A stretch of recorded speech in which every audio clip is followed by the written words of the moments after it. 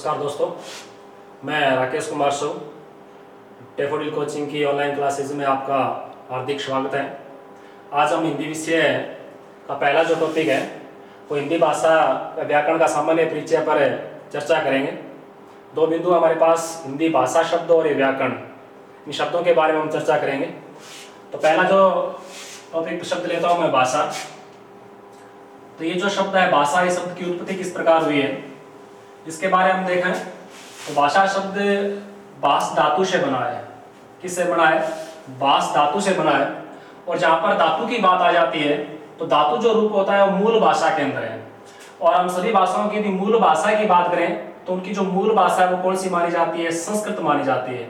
तो ये जो बास जो शब्द है वो मूल रूप से किस भाषा का है? संस्कृत भाषा का है। और इसके अंदर आपत्य लगने से ये शब्द क्या बन गया? भाषा बना है। अब हम देखें इस भाष शब्द का अर्थ क्या है। तो भाष शब्द का अर्थ कहें तो इसका अर्थ होता है विचार प्रकट करना। भाष शब्द का शाब्दिक अर्थ देखें तो इसका शाब्दिक अर्थ है विचार प्रकट करना। अर्थात विचार प्रकट करना क्या है? भाष है, भाष शब्द का शाब्दिक अर्थ है। लेकिन अब बात ये आती है कि हम भाषा किसे कहते हैं, ये भाषा क्या है। तो भाषा के लिए हम बात करें तो विचार क्या चीज है, पहले हम देखें विचार क्या है। तो विचार व्यक्ति के मन के अंदर उठने वाले जो भाव हैं उन भावों को हम क्या कहते हैं? विचार कहते हैं। और जो विचार क्या होते हैं? एक अध्वन्यात्मक इकाई है। कौन सी इकाई है? अध्वन्यात्मक इकाई है कि मन के अंदर उठने वाले जो विचार है या भाव है उनमें किसी प्रकार की ध्वनि नहीं होती है, जो अदृश्य होते हैं। इसके अंदर देखें तो इसके अंदर एक शब्द यहाँ पर है, मूल शब्द की बात करें तो यहाँ पर मूल शब्द क्या है? ध्वनि है। और एक शब्द की और की बात करें तो यहाँ पर एक शब्द क्या है? आत्म या आत्मक शब्द है। यहाँ पर ए का अर्थ क्या होता है? ए का अर्थ क्या होता है? नहीं होता है। तो आत्मा की वह आवाज या वह ध्वनि जिसमें किसी प्रकार की ध्वनि न हो उसे हम क्या कहते हैं? भाव कहते हैं। तो व्यक्ति के विचार या भाव उनको एक व्यक्ति से दूसरे व्यक्ति तक पहुंचाने का जो माध्यम होता है, माध्यम या माध्यम की जगह हम ये भी कह सकते हैं जो साधन होता है, उस साधन को हम क्या कहते हैं? भाषा कहते हैं। यदि हम भाष शब्द की बात करें तो ये भाष शब्द की उत्पत्ति, भाषा शब्द की बात करें तो ये संस्कृत के भाष धातु से हुई है। और जिसका अर्थ क्या होता है? विचार प्रकट करना होता है। और विचार क्या है? व्यक्ति के मन के अंदर उठने वाले जो भाव है वो क्या कहलाते हैं? विचार कहलाते हैं। और विचार एक क्या है? अध्वन्यात्मक इकाई है। तो जिसके अंदर किसी प्रकार की ध्वनि न हो उसे हम क्या कह सकते हैं? भाव या विचार कह सकते हैं। और अपने विचारों को एक व्यक्ति से दूसरे व्यक्ति तक पहुंचाने के लिए या एक व्यक्ति से अधिक या समाज तक पहुंचाने के लिए जिस चीज का हम माध्यम का प्रयोग करते हैं, जिस साधन का प्रयोग करते हैं, उस साधन को हम क्या कहते हैं? भाषा कहते हैं। तो भाषा की यदि हम परिभाषा की बात करें कि इस भाषा की मूल रूप से परिभाषा क्या है, तो विचारों का आदान प्रदान करने का जो माध्यम है, हम अपने विचारों का आदान प्रदान करते हैं एक व्यक्ति से दूसरे व्यक्ति तक या एक समाज से दूसरे समाज तक विचारों को पहुंचाते हैं। उस आदान प्रदान का जो माध्यम है उसे हम क्या कह सकते हैं? भाषा कह सकते हैं। आचार आदान प्रदान आ सकते हैं या विचार विमर्श करने का जो माध्यम है, दूसरा शब्द की बात करूं तो मैं विचार विमर्श है या विचार विनिमय है, कोई भी हो। और उसका जो अपने विचारों को पहुंचाने के लिए जिस माध्यम का हम प्रयोग करेंगे, जिस साधन का हम प्रयोग करेंगे, उस साधन को हम क्या कहेंगे? भाषा कहेंगे। तो हमने ये पढ़ा है कि भाषा शब्द संस्कृत की भाष धातु से बना है। और भाष का अर्थ क्या होता है? विचार प्रकट करना होता है। और विचार व्यक्ति के मन के अंदर उठने वाले वो भाव है जो क्या होते हैं? एक अध्वन्यात्मक है, मतलब जिसके अंदर किसी प्रकार की ध्वनि उत्पन्न नहीं होती है। और उन विचारों को पहुंचाने के लिए जो भी माध्यम होता है, जो भी साधन होता है, उस साधन को हम क्या कहते हैं? भाषा कहते हैं। विचारों के आदान प्रदान का जो भी माध्यम है और या विचार विमर्श का जो भी माध्यम है उसको हम क्या कहेंगे? भाषा कहेंगे। अब आगे हम चर्चा करें कि ये भाषा को अपने विचारों को पहुंचाने के लिए जो माध्यम है कौन कौन से, कितने माध्यम से हम अपनी भाषा को एक दूसरे तक पहुंचा सकते हैं। तो भाषा के जो रूप की बात करें तो भाषा के मुख्य रूप से हम 3 रूप पढ़ेंगे। 3 रूपों की बात करें तो एक तो भाषा का होता है मौखिक रूप। कौन सा रूप है? मौखिक रूप। दूसरा हम बात करें तो दूसरा भाषा का रूप है कौन सा है? लिखित रूप है। और तीसरे रूप की हम बात करें तो तीसरा इसका रूप कौन सा माना जाता है? सांकेतिक रूप है। भाषा के यदि हम रूपों की बात करें तो एक तो इसका मौखिक रूप है, एक इसका लिखित रूप है और तीसरा इसका कौन सा है? सांकेतिक रूप है। मौखिक रूप की बात करें, हम जो भी बातें बोलते हैं और अगला उसे सुनकर जिस चीज को ग्रहण करता है वो भाषा का कौन सा रूप माना जाता है? मौखिक रूप माना जाता है। और दूसरा उसका जो रूप कौन सा है? लिखित रूप है, जो लिखकर प्रकट किए जाते हैं अपने भाव, अपने विचारों को, और दूसरा उसे पढ़कर उस चीज को ग्रहण करता है, वो भाषा का कौन सा रूप माना जाता है? लिखित रूप माना जाता है। मुख्य रूप से भाषा के 2 ही रूप है, एक तो मौखिक और लिखित। लेकिन तीसरा रूप हम बात करें तो तीसरा रूप यहाँ पर कौन सा होता है? सांकेतिक रूप है। इस शब्द के अंदर देखें तो यहाँ पर मूल शब्द की बात करें तो यहाँ पर संकेत मूल शब्द है, और प्रत्यय की बात करें तो यहाँ पर प्रत्यय कौन सा लगा है, एक प्रत्यय के योग से ये शब्द क्या बना है, सांकेतिक बना है। संकेत में एक प्रत्यय लगाएंगे तो ये क्या बनेगा, सांकेतिक। मतलब संकेत के द्वारा, हम चिन्हों के द्वारा जिन भाषा या अपने भाषा के अपने भावों को प्रकट करते हैं, वो जो रूप कहलाता है वो रूप कौन सा कहलाता है, सांकेतिक कहलाता है। अब यहाँ से कई बार प्रश्न ये आ जाता है कि ये मौखिक, लिखित और सांकेतिक में सबसे भाषा का सरल रूप कौन सा है, भाषा का कठिन रूप कौन सा है। तो यदि हम सरल रूप की बात करें तो सबसे जो सरल रूप है वो भाषा का कौन सा है, मौखिक जो रूप है वो भाषा का क्या माना जाता है, सरल रूप माना जाता है। कि जो भी बात हमें बोल रहे हैं और अगले वाला उस बात को समझ रहा है, वो बात रूप कौन सा माना जाता है, मौखिक रूप माना जाता है, और वो भाषा का क्या माना जाता है, सरल रूप माना जाता है।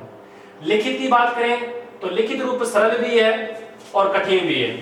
लिखित रूप है वो सरल भी है और कठिन भी है। जो व्यक्ति जिस भाषा को में जो बात लिखी हुई है और उसको वो जानता है, उस भाषा के बारे में उसे ज्ञान है, तब तो वो बात उसके लिए क्या हो जाती है, सरल हो जाती है। और जो बात लिखी गई है और उस भाषा के बारे में उसे ज्ञान नहीं है, तो उसके लिए वो भाषा क्या हो जाती है, कठिन हो जाती है। तो लिखित जो रूप है वो सरल रूप भी माना जाता है और कठिन रूप भी माना जाता है। लेकिन सबसे जो कठिन रूप की बात करें तो कठिन रूप की बात करें तो सांकेतिक जो रूप है वो भाषा का क्या माना जाता है, सबसे कठिन रूप माना जाता है। तो आपको ये पूछे कि इसमें 3 रूप है, मौखिक, लिखित और सांकेतिक, के अंदर भाषा का सरल रूप कौन सा है, तो मौखिक रूप सबसे सरल माना जाता है। और सबसे कठिन रूप की बात करें तो सबसे कठिन रूप कौन सा है, संकेत है। क्योंकि हम प्रत्येक संकेतों के बारे में हमें ज्ञान नहीं होता है, इसलिए हम प्रत्येक संकेतों को समझ नहीं पाते हैं, इसलिए सांकेतिक रूप भाषा के क्या माना जाता है, सबसे कठिन माना जाता है। तो हमने भाषा शब्द की उत्पत्ति किस प्रकार हुई है, किस शब्द से बना है, ये पढ़ा है। और भाषा के जो रूप है वो हमने पढ़े हैं। भाषा के 3 रूप पढ़े हैं, एक मौखिक रूप है और एक लिखित रूप है और तीसरा कौन सा है, सांकेतिक रूप है। इसके बाद में हम चर्चा करें भाषा की कुछ विशेषताएं हैं। विशेषता की हम बात करें तो भाषा की विशेषताएं क्या है, यहां से भी प्रश्न कई बार पूछा जाता है कि कई कथन आपको मिलेंगे, उन कथन में से आपको ये बताया जाएगा कि ये कथन कौन सा सही कौन सा है और कौन सा असत्य है। तो आपको इनमें कथनों में से आपको कोई प्रश्न पूछा जा सकता है। तो विशेषता की हम बात करें तो पहली विशेषता ये है कि भाषा क्या एक अर्जित संपत्ति है। भाषा क्या है, अर्जित संपत्ति है। अर्जित संपत्ति से तात्पर्य ये है कि बालक का बोलना जो सीखा जाता है वो उसका एक जन्मजात गुण है, लेकिन उसे क्या बोलना है, कब बोलना है, कैसे बोलना है, कौन सी भाषा का प्रयोग करना है, ये जो ज्ञान व्यक्ति जो सीखता है वो कहां से सीखता है, समाज से सीखता है। तो ये भाषा है उसकी एक विशेषता के रूप में देखें तो ये क्या है कि अर्जित संपत्ति है। बालक परिवार में रहकर, समाज में रहकर भाषा को क्या करता है, अर्जित करता है या क्या करता है, ग्रहण करता है।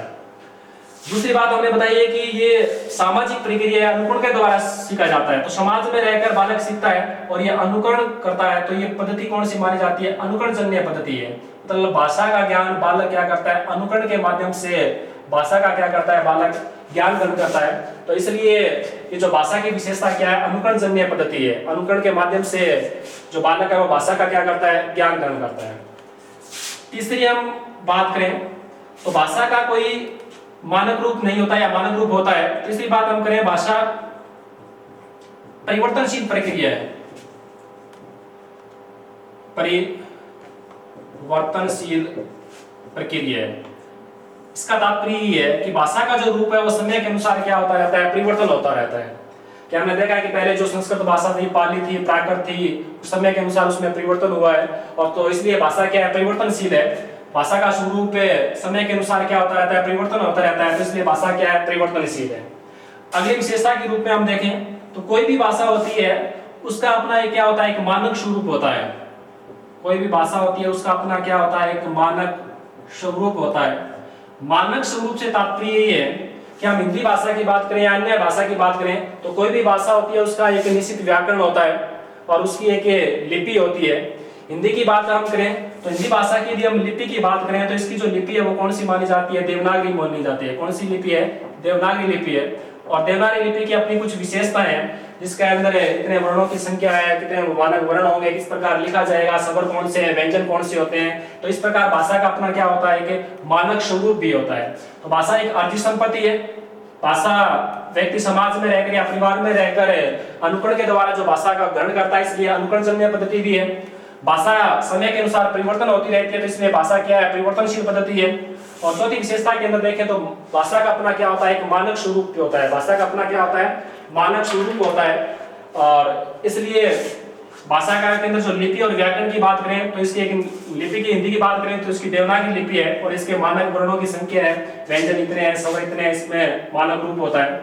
पांचवी विशेषता की बात करें तो भाषा का कोई अंतिम स्वरूप नहीं होता, भाषा का अंतिम स्वरूप नहीं होता। कोई भी भाषा होती है उसका कोई अंतिम स्वरूप नहीं होता है, क्योंकि हमने ये लिखा है कि भाषा परिवर्तनशील है, तो परिवर्तनशील है इसलिए इसका कोई अंतिम स्वरूप नहीं है, क्योंकि समय के अनुसार इसमें परिवर्तन होते रहते हैं। कभी वर्णों की संख्या, हमने पहले पढ़ा है कि जो झ का जो रूप था ये इस प्रकार झ लिखा जाता था, लेकिन वर्तमान में इसका जो मानक रूप मान दिया गया है ये मानक रूप मान लिया गया है। तो समय के अनुसार वर्णों के अंदर या स्वरों के अंदर या इनकी संख्याओं के अंदर क्या होता गया, परिवर्तन होता रहा है। तो भाषा का कोई अपना क्या नहीं होता, अंतिम स्वरूप नहीं होता। छठी विशेषता की बात हम करें तो भाषा कठिन से सरल की ओर, कठिन से सरल की ओर अग्रसर होती है। ये महत्वपूर्ण बात है यहाँ पर कि भाषा है वो कठिन से सरल की ओर अग्रसर होती है, न कि सरल की से कठिन की ओर जाती है। इससे तात्पर्य ये है कि जब हम कोई भी भाषा का ज्ञान ग्रहण करते हैं तो सर्वप्रथम में कोई भी भाषा हो चाहे कोई भी व्याकरण हो उसका हमें ज्ञान क्या लगता है, कठिन लगता है। जब हमें संधि समास वर्ण विचार भाषा का ज्ञान ग्रहण कर लेते हैं तब भाषा का आगे क्या हो जाती है, सरल हो जाती है। तो इस प्रकार भाषा क्या है, कठिन से सरल की ओर है। तो इस प्रकार आपसे कोई भी कथन दिया जा सकता है और उसमें आपसे पूछा जा सकता है कि भाषा अर्जित संपत्ति है या पैतृक संपत्ति है, तो आपका उत्तर ये रहेगा भाषा क्या है, अर्जित संपत्ति है न कि पैतृक संपत्ति है। दूसरा हमने ये पढ़ा है कि भाषा क्या है कि अनुकरणजन्य पद्धति है, व्यक्ति समाज में रहकर, परिवार में रहकर माता पिता या अन्य लोगों से भाषा क्या करता है, बालक ग्रहण करता है। तीसरा हमने ये लिखा है कि भाषा क्या है, परिवर्तनशील है, समय के अनुसार भाषा में कोई न कोई परिवर्तन होते रहते हैं, तो इसलिए भाषा क्या है, परिवर्तनशील है। चौथा हमने ये लिखा है कि भाषा का अपना क्या होता है, एक मानक स्वरूप होता है। मानक स्वरूप से तात्पर्य होती है कोई भी भाषा होती है उसका एक व्याकरण निश्चित होता है और उसकी एक लिपि होती है और लिपि के अंदर ये मानक रूप निर्धारित क्या होता है कि ये वर्ण है, ये स्वर है, इनकी संख्या इतनी है। तो कोई भी भाषा का अपना एक मानक स्वरूप भी होता है। पांचवी विशेषता के रूप में हमने ये पढ़ा कि भाषा का अंतिम स्वरूप नहीं होता, कोई भी भाषा है उसका कोई अंतिम स्वरूप नहीं होता, क्योंकि भाषा क्या है, एक परिवर्तनशील है, इसलिए इसका क्या नहीं होता, अंतिम स्वरूप नहीं होता। और छठी जो विशेषता सबसे महत्वपूर्ण है कि भाषा कठिन से सरल की ओर अग्रसर करती है, न कि सरल से कठिन की ओर है। ये बात आपको विशेष रूप से याद रखनी है कि भाषा कठिन से क्या जाती है, सरल की ओर जाती है। कि पहले हम जिस प्रकार भाषा का ज्ञान ग्रहण करते हैं, पहले भाषा हमारे लिए क्या हो जाती है, कठिन होती है, और जैसे जैसे हम भाषा का ज्ञान ग्रहण कर लेते हैं तो भाषा धीरे धीरे क्या हो जाती है, हमारे लिए सरल हो जाती है। इसलिए भाषा क्या है, कठिन से सरल की ओर है। तो हमने भाषा के बारे में, भाषा शब्द की उत्पत्ति के बारे में पढ़ लिया है। भाषा के जो रूप कितने हैं वो हमने पढ़ लिया, एक मौखिक रूप है, एक लिखित है, एक सांकेतिक रूप है। और इन तीनों में हम बात करें सबसे सरल है वो कौन सा है, मौखिक है, और सबसे कठिन है वो कौन सा रूप माना जाता है, सांकेतिक माना जाता है। और एक चीज हमने ये पढ़ी है कि भाषा की जो विशेषता है हमने पढ़ ली है कि कुछ भाषा की क्या है, विशेषता है। इसके बाद में हम देखें भाषा का यदि क्वेश्चनों की बात करें या विकास क्रम की बात करें, भाषा का विकास क्रम।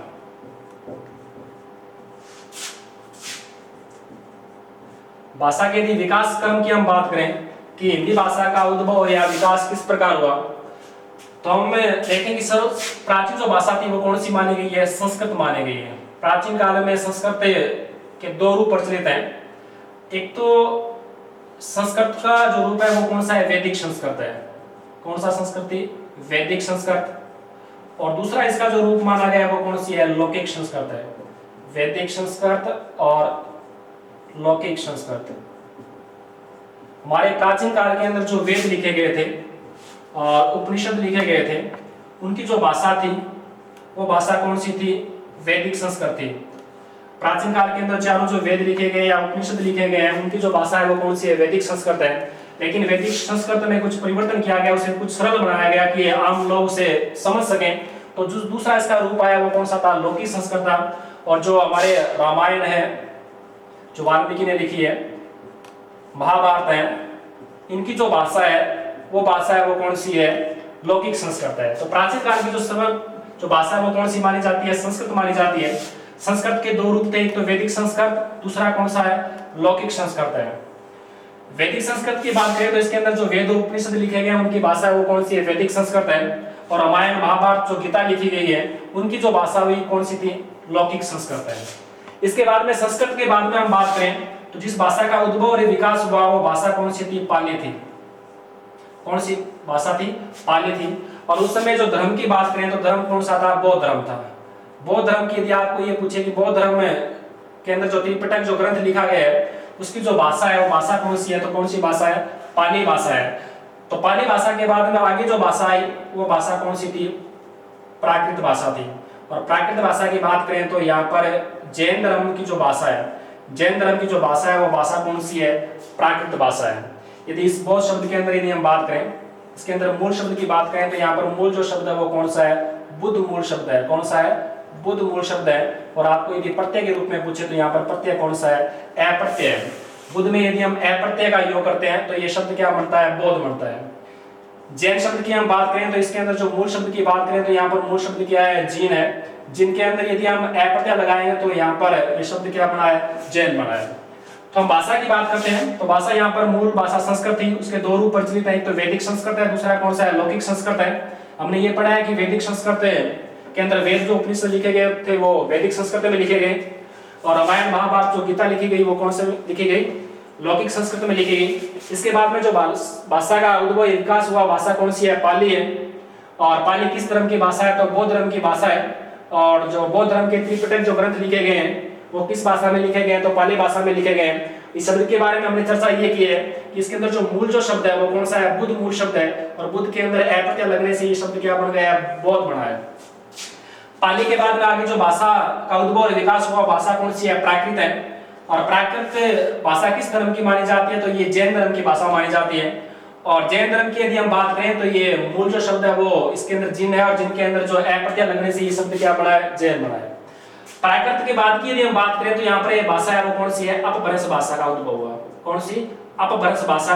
और अपभ्रंश भाषा की अनेक शाखाएं आगे विभाजित हुई, और इसकी जो सोर्स यानी जो शाखा है उससे जो भाषा का विकास हुआ वो भाषा कौन सी थी? हिंदी भाषा थी।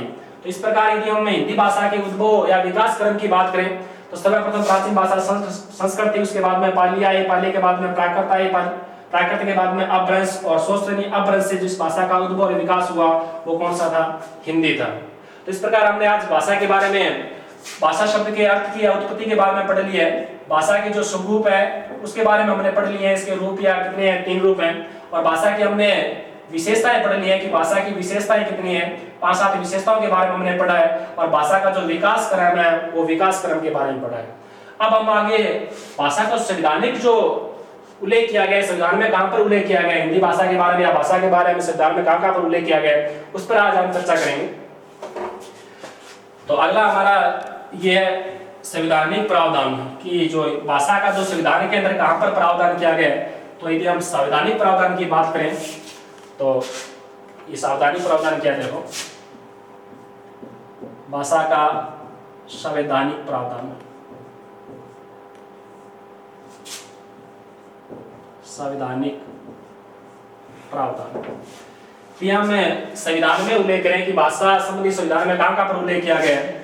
तो हम बात करें अनुसूची की बात करें तो संविधान के अंदर जो अनुसूचियां हैं 12 जो अनुसूची है उसमें जो 8वीं अनुसूची है, 8वीं जो अनुसूची है उसमें किसका उल्लेख किया गया है? भाषाओं का उल्लेख किया गया है। जो 22 भाषाओं को जो मान्यता प्राप्त है और उनका जो उल्लेख किया गया है वो संविधान की किस अनुसूची में किया गया है? 8वीं अनुसूची में किया गया है। तो आपको पूछ ले कि जो भाषाओं से संबंधित कौन सी अनुसूची है, तो कौन सी है?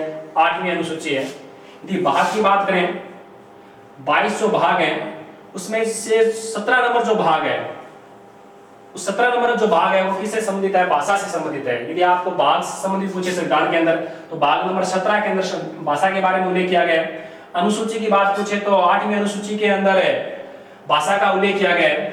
और यदि हमें अनुच्छेदों की बात करें, अनुच्छेदों की बात करें तो अनुच्छेद है 343 से लेकर 351 तक, 343 से लेकर 351 तक जो अनुच्छेद है उसके अंदर जिस बात का वर्णन किया गया वो भाषा से संबंधित जो अनुच्छेद है 343 से लेकर 351 तक। तो यदि हमें संवैधानिक प्रावधान के अंदर देखें कि भाषा का कहां पर उल्लेख किया गया है तो अनुसूची तो कौन सी संबंधित है? 8वीं है। बाकी बात पूछे तो भाग कौन सा है? 17वां है। और अनुच्छेदों की बात करें तो अनुच्छेद कौन से हैं? 343 से लेकर 351 तक है।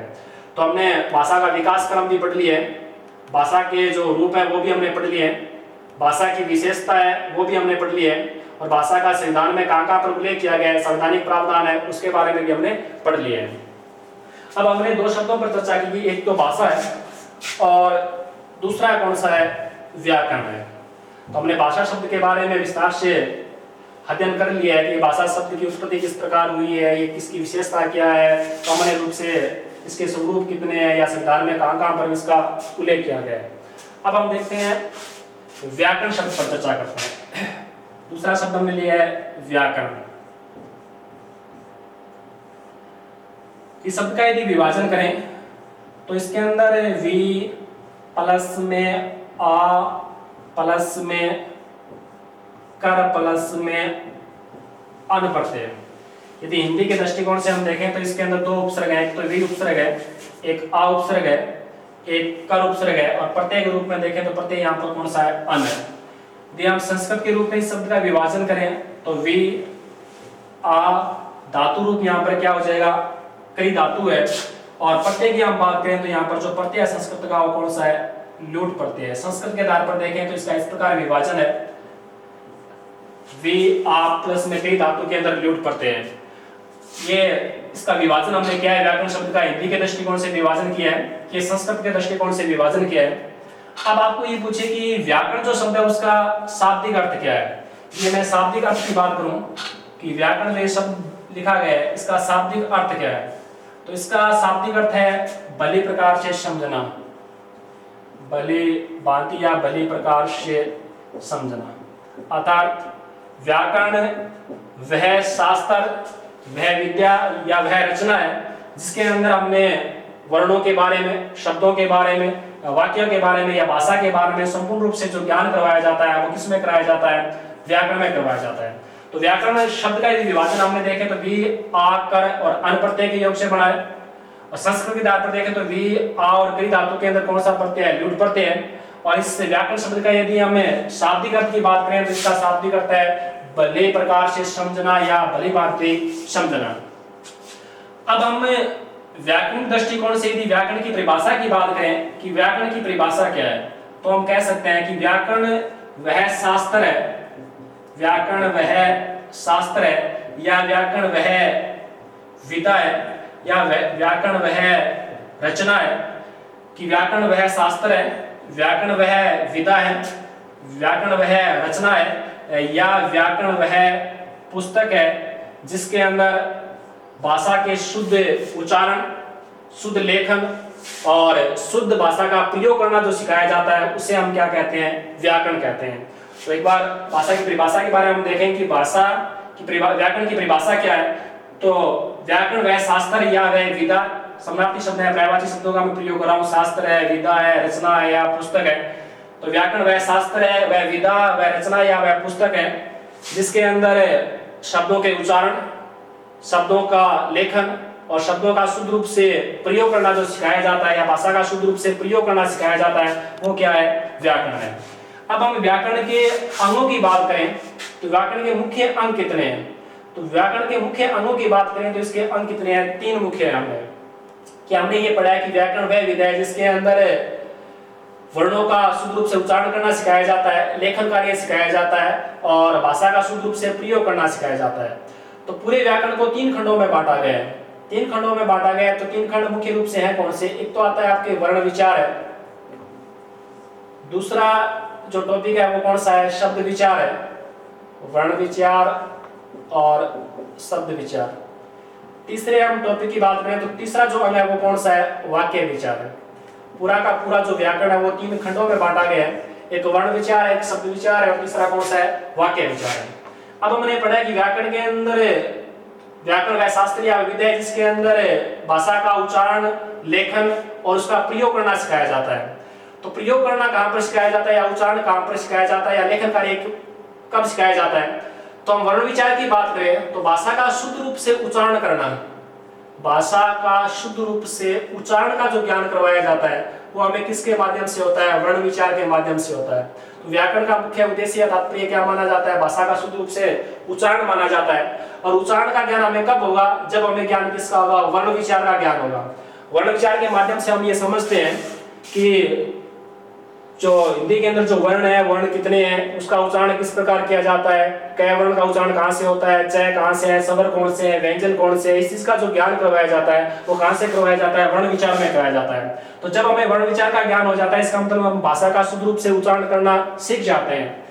दूसरा जो वर्ण विचार के बाद में दूसरा जो अंग माना जाता है वो कौन सा है, शब्द विचार है। और शब्द विचार के अंदर भाषा का शुद्ध रूप से क्या सिखाया जाता है, लेखन कार्य सिखाया जाता है। क्या सिखाया जाता है, लेखन कार्य सिखाया जाता है। कि हमने भाषा का शुद्ध रूप से उच्चारण करना सीख लिया है, शुद्ध रूप से बोलना सीख लिया है, लेकिन हमें शब्दों का लेखन कार्य जब तक नहीं आएगा, शब्द विचार का ज्ञान नहीं होगा, तब तक हम शब्दों को शुद्ध रूप से लेखन कार्य नहीं सीख पाएंगे। तो दूसरा हमारा जो टॉपिक है वो कौन सा होता है, अंग कौन सा होता है, शब्द विचार है। शब्द विचार के अंदर संधि है, समास है, उपसर्ग है, संज्ञा, सर्वनाम, विशेषण, उनका अध्ययन करवाया जाता है। और इसके माध्यम से हम भाषा के शुद्ध लेखन कार्य को ज्ञान होता है, या भाषा के शुद्ध लेखन कार्य को हम समझते हैं। तो हमें भाषा का शुद्ध रूप से उच्चारण करना भी सीख लिया है, लेखन कार्य भी आ गया कि वर्ण विचार और शब्द विचार का ज्ञान होने के बाद में तीसरा जो बिंदु है वो कौन सा है, वाक्य विचार है।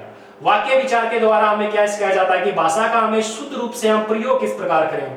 भाषा का शुद्ध रूप से प्रयोग करने का जो ज्ञान सिखाया जाता है वो किस कहाँ सिखाया जाता है, वाक्य विचार में सिखाया जाता है। कि जब हमें वर्णों का भी ज्ञान हो जाता है, वर्णों के विचार द्वारा हम भाषा का शुद्ध रूप से उच्चारण सीखते हैं, शब्द विचार में हम लेखन कार्य सीखते हैं, लेखन कार्य, और वाक्य विचार के द्वारा हम क्या सीखते हैं, भाषा का शुद्ध रूप से प्रयोग करना सीखते हैं कि शब्दों का प्रयोग कहाँ पर करना है, कर्ता, कर्म, क्रिया का प्रयोग किस प्रकार करना है, और इस प्रकार हम भाषा का क्या करते हैं, प्रयोग करते हैं। तो इस प्रकार आज हमने भाषा एवं व्याकरण शब्दों पर चर्चा की है, और भाषा के बारे में हमने विस्तार से पढ़ा है। और फिर व्याकरण शब्द के बारे में हमने चर्चा की है कि इसका विभाजन करेंगे तो उपसर्ग कौन से है, मूल शब्द कौन सा है, प्रत्यय कौन सा है, और इसकी परिभाषा क्या है, या इसके जो मुख्य अंग कौन से हैं।